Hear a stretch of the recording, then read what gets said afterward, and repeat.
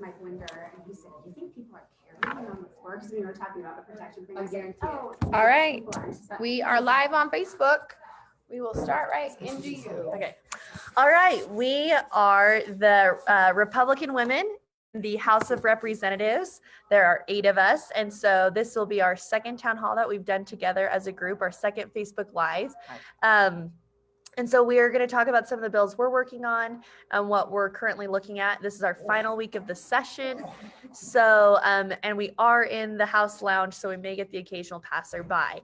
But I wanted to give you an update on what I've been working on. So over interim, we had a tragedy in my district where a father killed his 2 little boys and himself. And after hosting several domestic violence roundtable discussions with law enforcement, community advocates, I've been working on legislation that would create curriculum and post-training for new officers to get the resources they need and the tools they need when they're responding to domestic violence cases. So it'll create that curriculum in post, and then it also has an optional in-depth training for all officers that will help them conduct lethality assessments so that they can identify those victims that are the most at risk. So I was really excited about that, and also just got through my HB 329 expungement revisions. Similar to the expungement process on the criminal side, this extends it to the civil side for particular cases. So excited to get that funded and moving through. We've talked a lot about emergency powers this session, and we're finally addressing that this week. But I will let someone else in the group talk about that. So I'll pass this off to Representative Ballard. Hi, I'm Representative Ballard, and this is a great group of Republican women. We collaborate a lot, and we have a lot of fun, but especially to have bills that support Republican values. So I'll share 2 of them. One of them is HB 326. It's really effective. Instead of saying how much should government spend, it is more of a question of what can government do with less money and how can we be more effective. So this requires that any entity receiving funds from the state of Utah, they actually have to do a self-audit every year of where they spend their money, if it was optimized and effective, if they spent it where they said they would. And that will really go a long way for our auditors to spend their time effectively in being able to follow up with training for government departments as well as for public and private entities. The second bill that went through this week for me was HB 223, which is alternative fuel tax incentives, which really is a big deal to have hydrogen energies now being able to have tax incentives for the utility scale hydrogen. So that will help to clean our air, produce incentives for backup generators and trucks and forklifts and many different types of applications to have 0 emissions. We like that and like to have clean air. So just 2 of my bills, and here's Representative Christine Watkins. Oh, hello. I'm waiting, hoping in the Senate, my House Bill 90, I think it's 97. I never remember the numbers on my bills, so sorry. Is a home micro kitchen enterprise, allowing people to cook meat in meals from their homes and sell it. They're not a restaurant. We're not allowing that, something that they can do there. So it's on the Senate side. We're hoping it's going to make it through the next couple of days. Another bill I did, which is I really am proud of because it's over there with the governor, is a bill that will not allow anyone in the DCFS system, the court, or the guardian ad litem to do hair follicle testing or fingernail testing because it's not the most reliable test, period. But it was also, it would, if someone had dark hair, the drugs or whatever would hang in there because of the melanin with their hair. And so they were being, it was a systemic system of bias. And so we've ended that and really pleased with that. So will you explain what that test was used for and what circumstances? Okay, if you were in DCFS and you had your children taken away, if you would do UAs, they would do those random, that's a urinalysis. And that's a good way to test someone. But what they would do is say, well, let's see, just kind of check up on you. So they would take a chunk of your hair, they would test your hair, and it can go back 3 months, it can go back 4 months or 5 months. Well, we already know that they were in trouble then. That's why they're in the DCFS system. And so it really wasn't proving something. And there's so many other tests that the courts and DCFS could use. In fact, once DCFS did their study, homework on this, when I brought this to their attention, they were like, we cannot do this test anymore. They checked their numbers, and the numbers of families that are in the DCFS system are overwhelmingly minority families. And so, and what does DCFS stand for? Division of Child and Family Services. So this one I'm really proud of because it's going to really help a lot of families throughout the state. Thank you. Okay, Marcia, Representative Judkins. Hi. Yeah, I'm happy to join you today. I think this coloring looks really hideous, but that's okay. Maybe it's just me. Maybe it's not the coloring. Who knows? Yeah, who knows? I think I look the same, but that's okay. Yeah, it's really fun to be up here with this group of women, and we don't always agree on everything, but we do agree on a lot of things, and we support each other in everything. So a couple of bills from this week. I have been working on reinstating the intensive services program. And that is a program that's been in play for many, many years, but then it was cut last summer, and the funding was cut last summer. And it's for public education, K through 12. And when we have students with disabilities that require intensive services, like, maybe they need to have an aide there with them the whole time that they're in school, or they require services with a wheelchair or nursing services or things like that, and it can cost a lot of money. Well, they get the weighted pupil unit, and then they also have a multiplier for students with disability. That's 1.53 times that weighted pupil unit. But a lot of these students require tens of thousands more dollars than that. And school districts just put out that money, right? Because they need to educate these students. Well, what this program does is if those expenditures are 3 times higher than the WPU, then they can ask for reimbursement from the state for just that amount that's more than 3 times higher. And just to tell you kind of the need, many schools haven't applied for it in the past, but just even the schools that have applied, it's been tens of millions of dollars that has been needed. And we only have funding from the state. We did 2.8 million in funding last year, and the federal government kicks in about 1.2 million. So it's a very, it doesn't cover everything, but it is really helpful to those schools that get it. It was kind of worrisome because it wasn't going to get funded. So we lowered the funding to 1 million for this year, and it was prioritized, and I'm pretty confident that it will pass through the Senate. So I'm really excited about that. And we've reworked the list so that that every school that applies will get some of that money. And anyway, I think that's a good thing.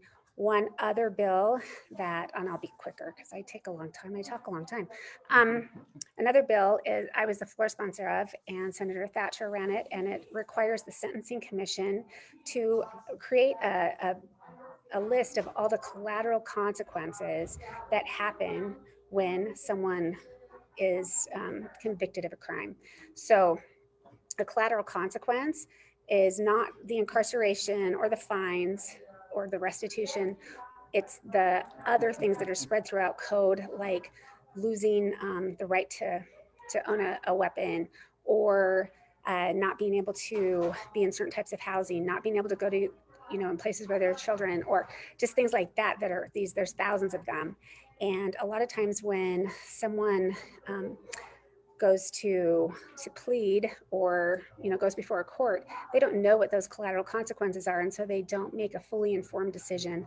And this will just make it more accessible and more transparent to, there's so many, a lot of times even the attorneys and the courts don't exactly know all of the collateral consequences. And so this will just open that up and make it more transparent and help people who are making very difficult decisions to know what those decisions are going to entail. So passing it on to Representative Acton. Hello. Yes, I'm Cheryl Acton. I represent District 43, which is mostly in West Jordan. And I have a few bills over in the Senate right now, two of which I'll talk about. One is HB 219.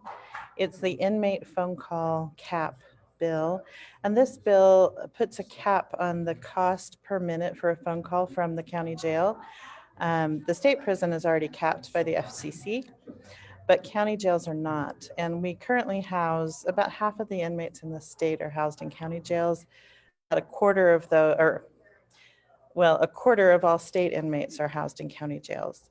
And for those families, it can be devastating. They can lose contact with their loved ones. And we now know that the antidote to addiction is connection. So it makes sense that we would facilitate that connection by keeping the costs low. And many jails were already doing so. Others had such small leverage from having such small jails that they really couldn't negotiate a better contract. But in working with the Utah Sheriff's Association and how it would work best for them, we were able to reach a good agreement. And I do believe that will pass the Senate. And then also the other bill that I'm really excited about is aviation liability. And for this bill, I was not aware until last summer when we had a tragedy in West Jordan that general aviation aircraft or private aircraft are not required to have insurance. And this can become a problem when they hit the ground unexpectedly.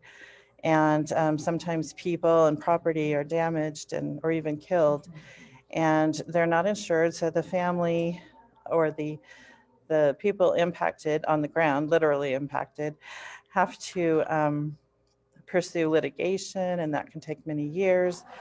Sometimes, especially if the pilot was killed in the incident. So if they just have aviation liability insurance, that is just a starting point where they can, sometimes it will recover all damages. For example, if it hits a shed or something like that. Other times there will probably still be a court case involved. That one is HB 77, and it's making its way through the Senate now.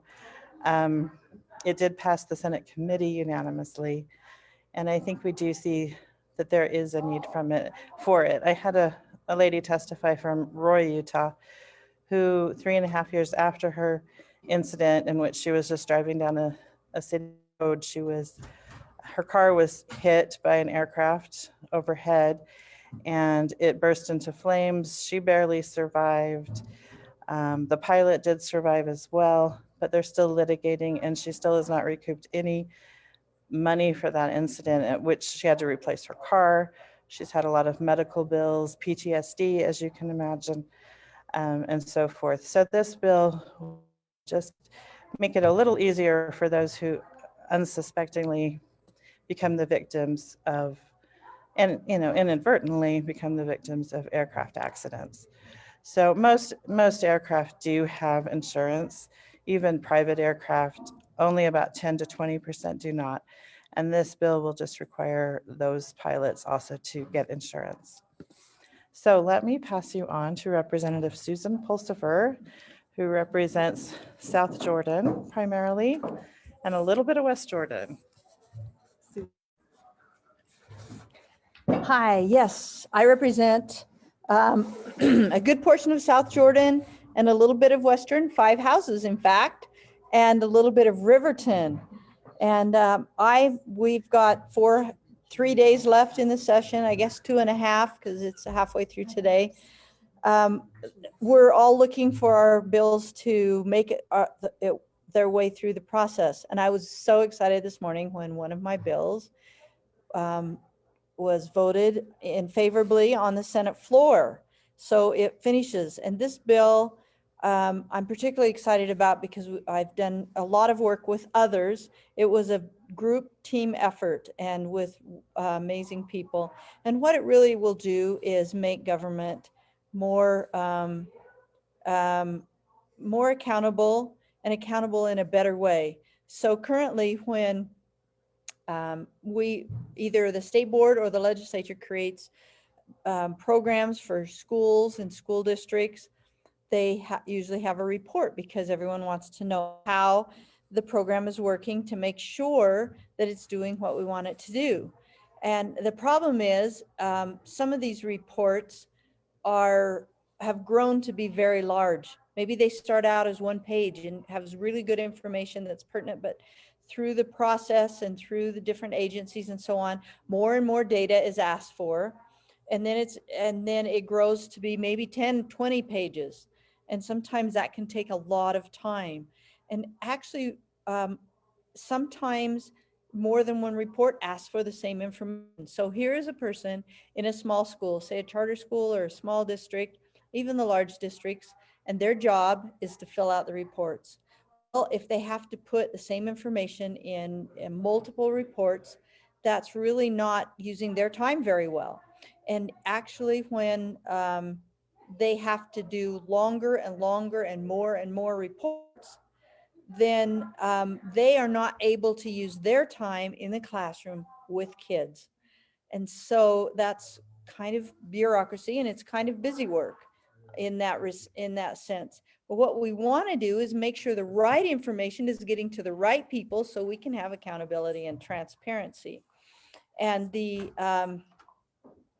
so what there was a series of 3 bills, and this last one is asking the State Board of Education to go through creative process along with the local school board members to look at all the reports. We know we have, hundreds, well over 300 reports. So it says, look at those reports and ask yourself some questions. Is this report giving us the accountability and transparency that we need and that we want? Is the report information getting to the right person? Is the right information getting to the right people? Is there a way to gather that information in an easier way that doesn't create as much time and effort? Sometimes a program will come with an appropriation of money to run the program. So how much of that appropriation is going to pay for the time of doing the report? And how much is actually getting to what the program is supposed to do? So as we ask all these questions, then we can maybe modify the report, or in some cases eliminate the report, so that we have a government functioning more effectively and efficiently. Isn't this what we all want? Effective and efficiency in government. So I'm super excited about that. I have one other bill that's in the Senate, ready to be heard perhaps today. And it is asking cell phone and tablet manufacturers to bring their phones to Utah with filters turned on. And the reason is so many parents struggle. They don't know how to get the filters turned on for their kids, and they want their kids to be protected against pornography and so many of the things that are out there. And there are filters, but they're hard to turn on in many cases. And parents, especially if they're not really tech savvy, they don't know how to do it. And sometimes there's maybe 8 or 10 steps, and you have to kind of know where to go and find it. So if they just come turned on instead of turned off like they are currently, then parents can give their kids these devices, these phones and tablets, and not have that unintended accidental exposure to pornography that can sometimes cause lifelong addictions and problems. And then if an adult wants to turn the filters off, then they can go through that process to do that. So we're trying to help parents to keep kids safe. And that bill should be voted on soon in the Senate. Anyway, we'll turn the time over to, go ahead. I'll take it. I'll take it. Great. And these are all fantastic ladies. Representative Lisenby and I have a few bills that we'll go into maybe later, but we wanted to use the rest of this time to bring all the women together to talk about emergency powers. We can slide this way.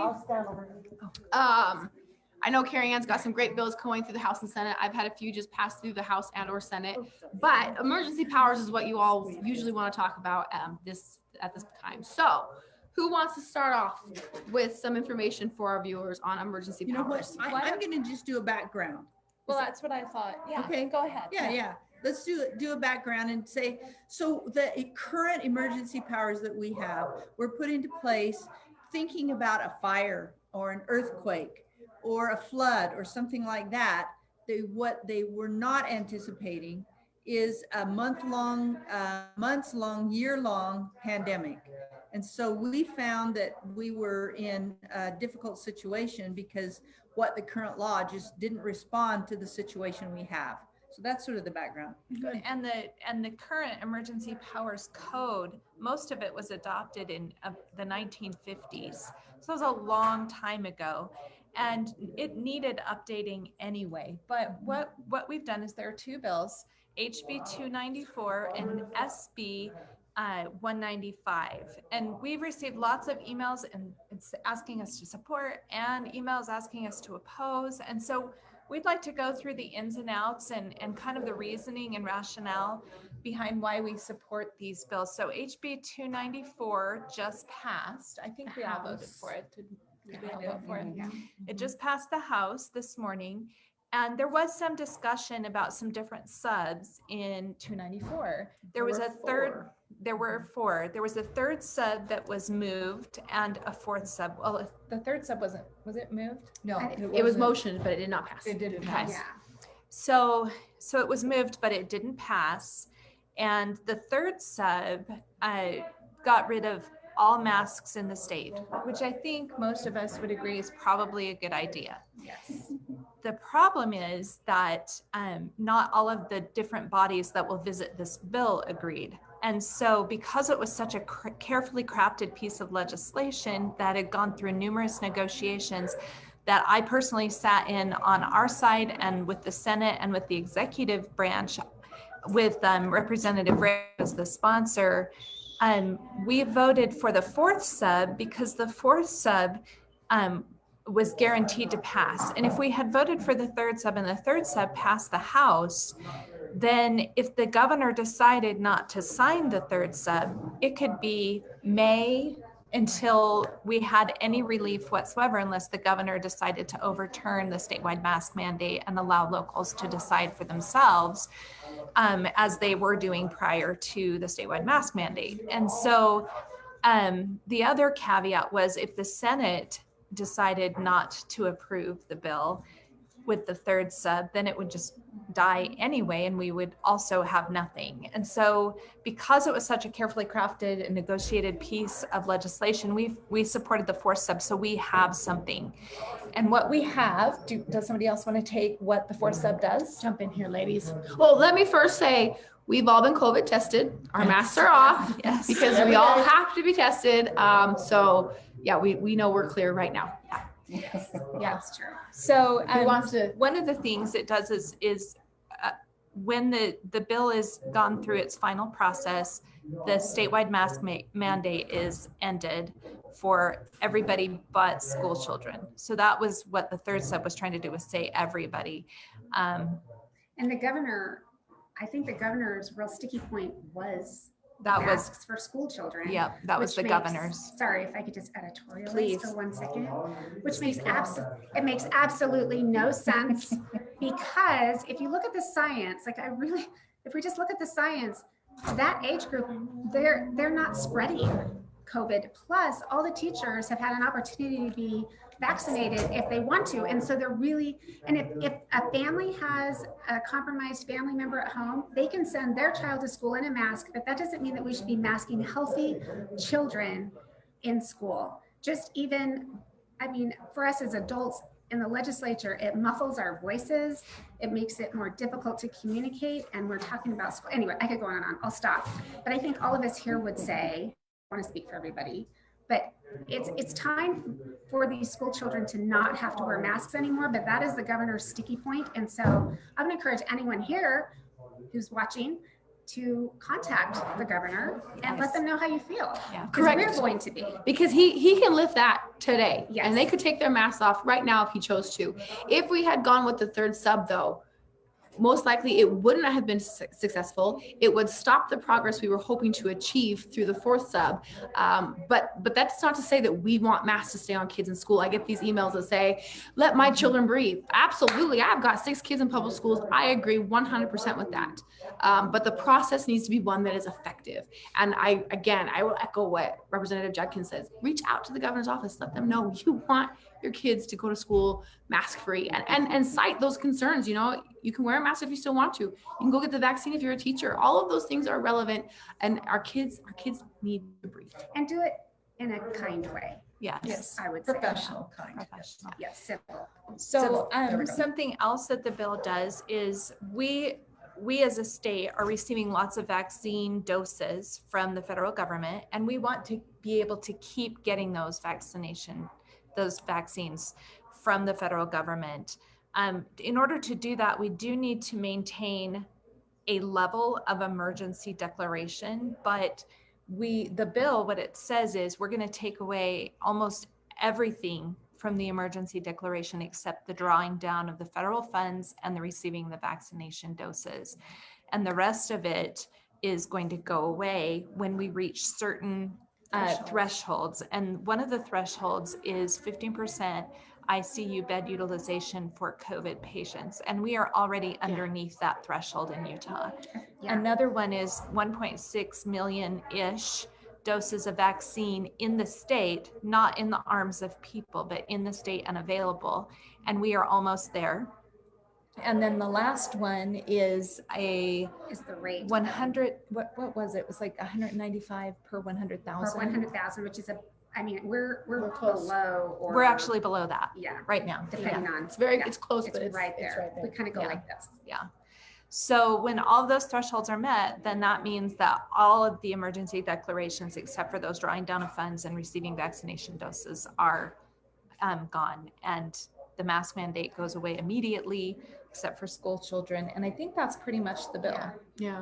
Yeah. And people will say, well, the government can't legislate when a pandemic goes away. Yeah, but we can put the metrics in place to say, this is when the pandemic is at its most dangerous. This is when the pandemic is starting to dwindle. Like, that's what we're doing here. Don't get excited about those sound bites you're going to hear that the legislature is trying to, manage a pandemic through legislation. Well, and people still can make their own choices about their own health, and businesses can make their own choices about what they want to do, because this will open up restaurants. It will open everything up again, but restaurants don't have to do that if they don't want to. We're not trying to mandate to businesses what they have to do, but anyway, it just gives us all choices. Yep. Great. The other bill is SB 195, and that bill is a lot more complex, but I support the bill. I support the bill. We all, do we all support the bill? I think so. There's things about it that I would love to see, and there's some subs, right? I think the subs It's Well, and hard. see what it looks. Yeah. Yeah. I mean, we all It's- want things to go further. It's Yeah. not if perfect, possible. but it is a good step in the right direction, in my opinion, in helping to kind of scale back some of those powers that were granted, like Susan talked about with the history, and saying we didn't anticipate what we've seen in the last year, and so we feel like we do need to address that. Does somebody want to go into detail on that? I don't want to be the only one I know, talking. I feel bad talking about- I can go into some detail, and you guys can correct me if I'm wrong, because I haven't seen all the subs and all the everything like that. right. But basically, I know that these are going to be some of the points in it. What has happened with this pandemic is that the governor declared his emergency for 30 days, and then the legislature had to come approve it again every 30 days. But when we got to the point where we're like, we're not approving this anymore, the governor just waited till that expired and then said, oh, and now I'm declaring another emergency. And so what this bill would do is it would say that can't happen. That can't happen. Also, when that state of emergency is declared, there's a lot of orders of constraint that go along with that. And people get nervous. Oh my gosh, this is introducing orders of constraint. It's defining the term, and it's saying all the powers that are already there are going to be defined under this term of orders of constraint. And so it's not opening up any new powers. It's not expanding any of these. It's just saying this is the definition that we're using. Yeah. And so what this bill would do would allow the legislature to say, okay, well, if we're going to keep a state of emergency, we can say that we are, just like we are doing in this other bill that Carrie Ann explained so well, you can have this power but we're getting rid of all the rest of these orders of constraint. And then it also takes things down to a more local level, so that that counties, if they keep emergency power, they have to clear those with their elected officials in that county. And I think So the health department's correct. Just yes, the just health departments will have to clear those. They won't have the opportunity to come in and just make sweeping decisions without their without an counties. elected, Without an elected body. Without So it's- commissioners or Elected. council. Yeah, it's the legislative body at the county or municipality level upon advice of the health Yes. department. Yes. So Which is huge. yeah, that's a huge change. And again, you might not love everything in that bill, but that one piece there to me is a massive win for it's us. really big. Yep. And it's something that, as you probably talked about, that Turn everyone towards can get behind. And if we weren't to do that, if this bill's vetoed, we still have the status quo, Right. which we don't want. Right. Yeah. One thing that I heard over the weekend, and I had a lot of conversations about 290 or 195, excuse me. One thing I heard was a lot of people saying, well, why don't you use the orders of restriction that are already in code that are much more narrow, because they still don't understand that what we're trying to do is actually restrain government power, not restrain people. Mhm. And so if we were to use the orders of restriction, which is much more narrow, we would only be able to control a very narrow action of an executive or the health departments. Instead, what we want to do is restrain more broadly. We want to say, if the governor does this, which he currently has power to do in code, or if the health department does this, which they currently have power to do in code, the legislature can come in under the protocols in the bill and say, no, you cannot do this, and stop it. And I think that's what we've heard throughout the year, at least in the House, that our constituents want, is some checks and balances in this process. I think that's vital. And I do think this bill gets us most of the way down the road. There definitely are some things that could be better. And I don't think anybody is going to stop working on this. But again, this is another one of those carefully negotiated bills that we're being told, you know, if you amend it in any way, the governor is probably not going to sign it. He may veto it, and we don't know that we'll have a veto-proof majority in the Senate. So it's one of those processes where, you know, we have to have those frank discussions and really be realistic about what we can get across the finish line. You explained that super well, Carrie Ann. Thank you. And one other thing that I think I failed to mention was there are a lot of people who are upset about what's happened with churches and not being able to meet as a congregation in various denominations, and wanted that in this bill, which I think is worthy. Like, that is something that we need, I would like to see happen. But as Carrie Ann said, this has been negotiated, and I think we've gone as far as some of the players are willing to go in saying that they cannot restrict churches anymore. And maybe that will change. We haven't seen all of the amendments and stuff. Maybe they can negotiate it further, but they cannot restrict churches any more than they restrict anything else. So, but no, we've been working on this. This is something that has been being worked on since last year. It does involve a lot of stakeholders, because the last thing you want to do is run a bill that's just going to die on one of the floors, or as I have found in a committee. You want to just have something that can be successful. And I like the analogy used that you want to gain 3 yards every play. And this is a huge, I'd say this is a good 60 win. yards. Yeah, or more. And so we have been working on it. First down. It's a good first down. Good. We have been working on it. It's definitely something that every one of us Republican women has been concerned about, but we're not going to get it done overnight. It certainly hasn't even been something that has been quick during the session, but it is something that we all are actively weighing in on, because we hear you, we represent you, and we want you to know we will make sure that this is done right. Does anyone want to add anything? What's the adage they always say? Don't let perfect be the enemy of good. Yeah. So Yeah. Yeah. It's not perfect. We do. I love what Kara said.